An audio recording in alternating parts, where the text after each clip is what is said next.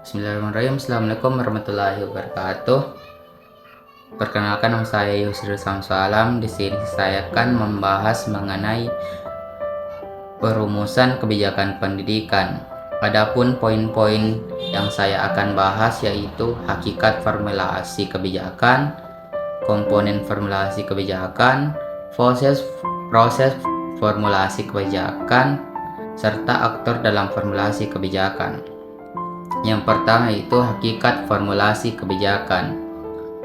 Menurut Charles French, kebijakan adalah suatu tindakan yang mengarah pada tujuan seseorang, kelompok, atau pemerintah dalam lingkungan tertentu sehubungan dengan adanya hambatan-hambatan tertentu serta mencari peluang-peluang untuk mencapai tujuan atau mewujudkan sasaran yang diinginkan.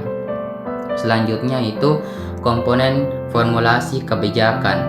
Adapun menurut Wibawa, komponen yang terdapat dalam proses formulasi kebijakan adalah yang pertama tindakan.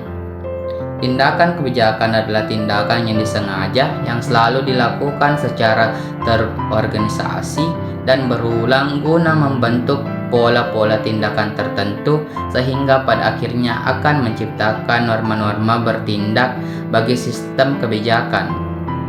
Yang kedua yaitu aktor.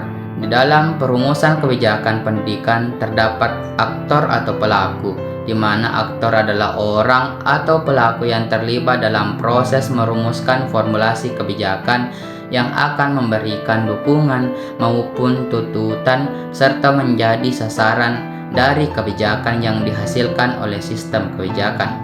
Selanjutnya yaitu orientasi. Nilai proses formulasi kebijakan pada prinsipnya berhubungan dengan proses mengidentifikasi dan menganalisis nilai-nilai yang beraneka ragam, kemudian menentukan nilai-nilai yang relevan dengan kepentingan masyarakat, sehingga setiap kebijakan yang dihasilkan akan mempunyai implementasi nilai baik secara implisit maupun eksplisit. Selanjutnya yaitu proses formulasi kebijakan.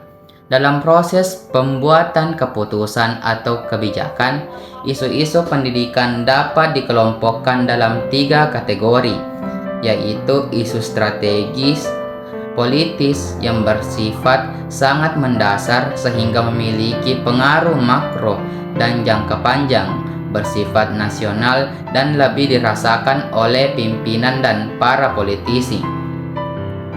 Isu teknis masih bersifat makro tetapi lebih berkaitan dengan bentuk-bentuk penerapannya dalam perencanaan dan pengelolaan suatu kebijakan yang telah ditetapkan secara sektoral. Isu operasional berkaitan dengan masalah-masalah yang dihadapi oleh para perencana dan pengelola program pendidikan sehari-hari dalam implementasi suatu kebijakan tertentu. Selanjutnya, aktor dalam formulasi kebijakan pendidikan. Aktor-aktor yang terlibat dalam proses formulasi kebijakan pendidikan tersebut terbagi dalam legislatif, di mana legislatif sering dimaksud sebagai pembentuk undang-undang dan perumusan kebijakan. Peran mereka sangat menentukan karena mengesahkan suatu tata aturan agar menjadi kebijakan seperti undang-undang, peraturan pemerintah dan peraturan daerah. Ada tindakan mereka. Yang kedua yaitu eksklusif. Di sini adalah para pelaksana undang-undang sekaligus berperan dalam merumuskan kebijakan agar yang dibuat atau dirumuskan oleh legislatif dapat dilaksanakan sesuai dengan faktor kondisional dan situasional. Selanjutnya itu administrator. Sebagai perumus dan implementator kebijakan memegang peran penting dalam pencapaian tujuan negara yang akan terimplementasikan dalam setiap program nyata yang akan dirasakan oleh masyarakat dengan tujuan utama masyarakat sejahtera. Selanjutnya itu partai politik atau parpol. Partai politik adalah suatu kelompok orang yang terorganisasi serta berusaha untuk mengendalikan pemerintah pemerintahan agar dapat melaksanakan program-programnya dan menetapkan anggota-anggotanya dalam jajaran pemerintahan.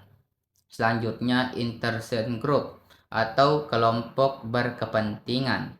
Interest group ialah suatu kelompok yang beranggotakan orang-orang yang memiliki kepentingan yang sama, seperti kelompok buruh, nelayan, petani, guru, dan kelompok profesional lainnya.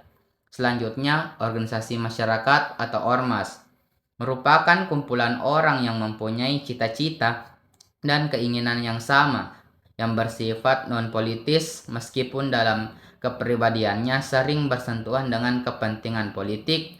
Selanjutnya, perguruan tinggi adalah suatu lembaga di mana para elit akademisi berada, di mana perguruan tinggi sering dijadikan ujung tombak dalam memperjuangkan aspirasi masyarakat yang akan dimasukkan dalam rumusan kebijakan. Selanjutnya, tokoh perorangan.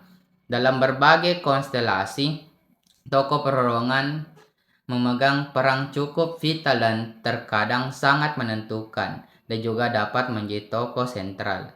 Mungkin itu saja dari saya. Saya tutup dengan ucapan wassalamualaikum warahmatullahi wabarakatuh.